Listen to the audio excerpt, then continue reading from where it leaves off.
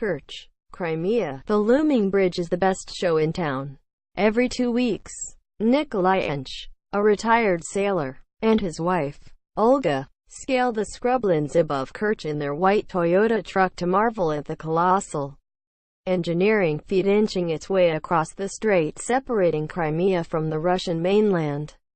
"This is the first time they can build something like this in Russia," said Mr. Ench, 67, who even spent an entire night in August staring at the bridge through binoculars until construction workers slotted the first of 2 arches into place at what he said was exactly 7:27 a.m. "We feel a certain pride."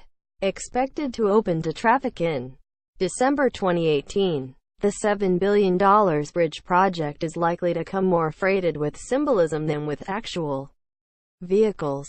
It is the latest in a series of mega-projects of the type much beloved by President Vladimir V. Putin. "It is showing the world the great things it can do," said Ekaterina Shulman, a political scientist at the Russian Presidential Academy of National Economy and Public Administration. "The government might not be able to provide safety, good healthcare and education, but it can provide big projects. If you cannot do bread, you can at least do circuses." Quote, "The bridge, nearly 12 miles long, carries even weightier symbolism, because much of the world considers Russia's 2014 seizure of Crimea illegitimate. It signifies in the most visible way the connection between Crimea and Russia, that Crimea is part of Russia, connected to it by a solid bridge that is as symbolic as it gets." Ms. Shulman said, "Mr. Putin has taken a keen public interest in the project, not least because the annexation of the Black Sea Peninsula buoyed his political fortunes domestically by resurrecting the image of Russia as a muscular power. In Crimea, billboards bearing his picture and a quotation from him lauding the historic mission of building the bridge loom over various potholed highways.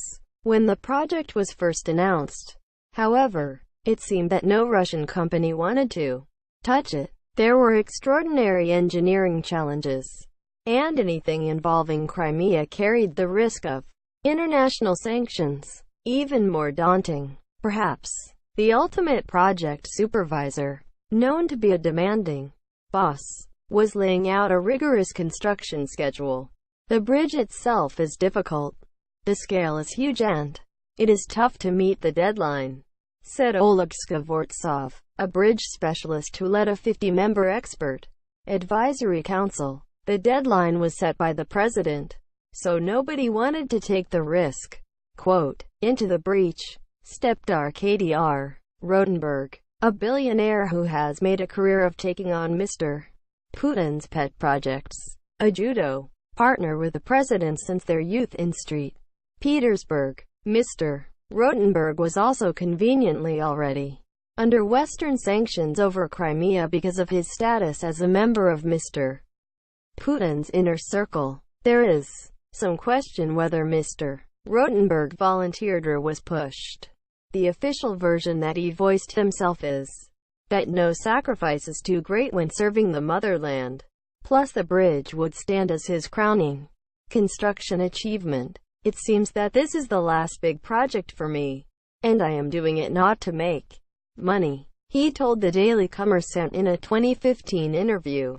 "If you permit me to say this, it is my contribution to the country's development." Quote, "The padding involved in huge government construction projects has often served as the conduit for the Kremlin to enrich its friends.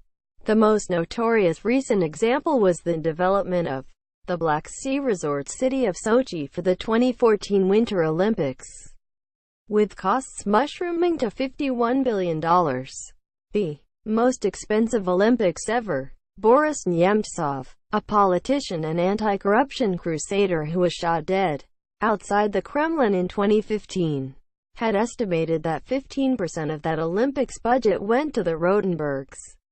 Arkady and his brother Boris.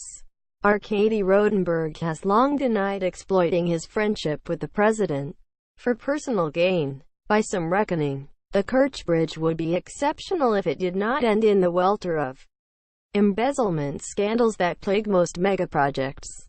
The cost of assembling a bridge across such difficult waters is so high and the deadline so tight that some analysts believe there is little leeway for pocketing construction funds.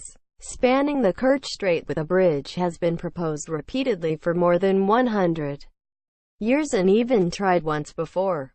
But some combination of costs, war and Mother Nature doomed every previous effort. Not everyone is convinced the current effort will succeed, either. The strait runs between two mountain ranges, sending fierce winds howling through its narrow confines.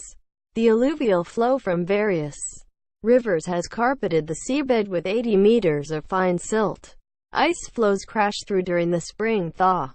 Indeed, an ice floe sundered a German military bridge constructed during World War II, and the area is prone to earthquakes. For the new bridge to overcome those conditions, thousands upon thousands of pylons were driven into the seabed for stability.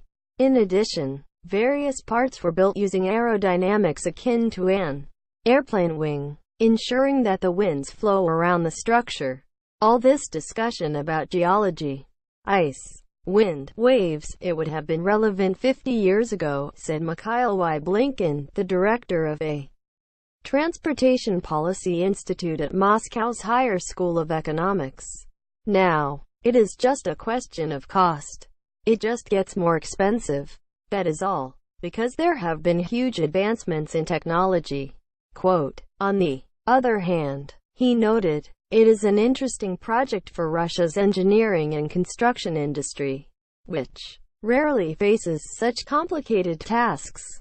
The construction actually involves twin bridges, one for vehicles and a second due to open in 2019 for trains. Double arches rising about 115 feet above the water allow passage for ships. The huge costs involve not just the bridge, but also rail lines and highways linking to it, as well as a new highway across Crimea.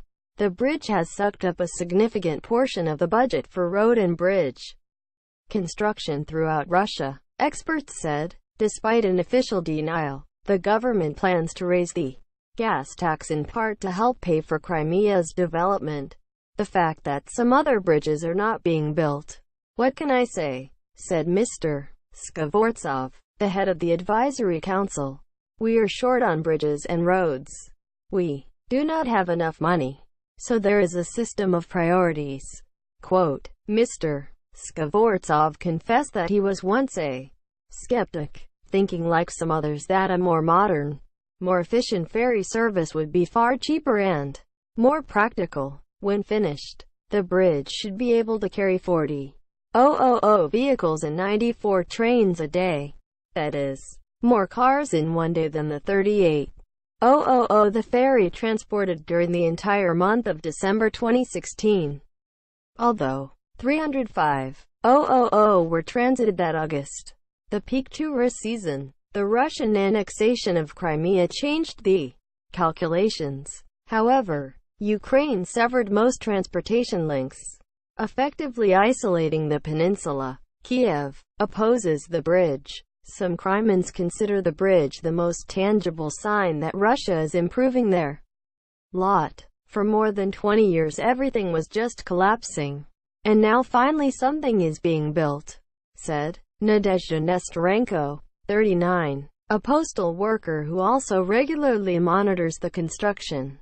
Some residents hope the bridge will wrench Crimea out of its provincial doldrums, even if, for the moment, the main point appears to be solidifying Russia's claim to the peninsula.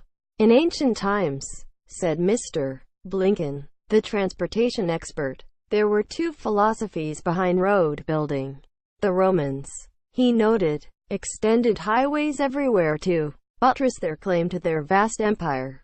By contrast, the Scythians around the upper reaches of the Black Sea avoided building roads to help keep enemies out. Russia adopted the latter attitude for centuries. Mr. Blinken said, Leaders like Stalin shunned roads so that invaders could not come and Russians could not leave. Hence the Kerch Bridge is a departure. Politically, you had to build a physical connection. He said, if you build a bridge somewhere, if you build a highway somewhere, you declare that this is yours. Yeah.